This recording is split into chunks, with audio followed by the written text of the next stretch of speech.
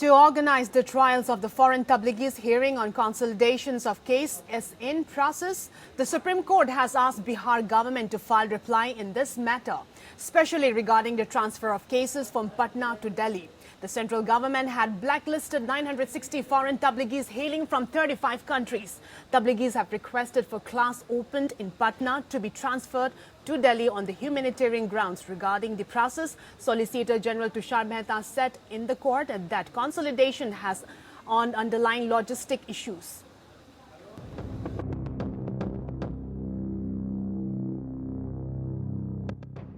The Supreme Court has directed the state of Bihar to file its response on the issue of the consolidations of the ongoing trials against Tablighi Jamaat members from Patna to Delhi. A bench of Justices A.M. Khanvilkar, Dinesh Maheshwari and Sanjeev Khanna asked Advocate Shivam Singh, appearing for the state of Bihar, to file his response on this aspect and listed the matter on August 30.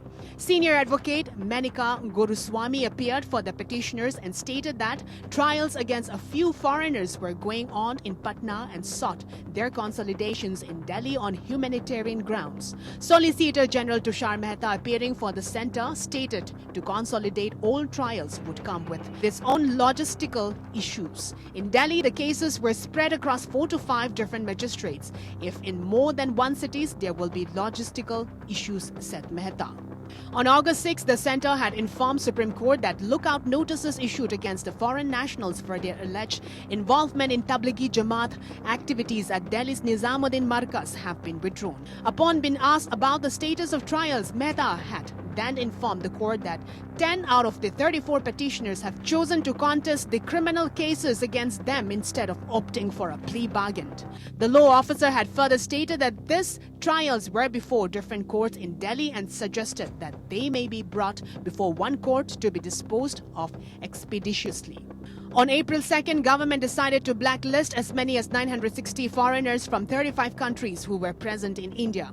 At the same time, orders were issued to Director General of Police of all states and union territories as well as the Commissioner of Delhi Police to register FIRs against such foreign nationals.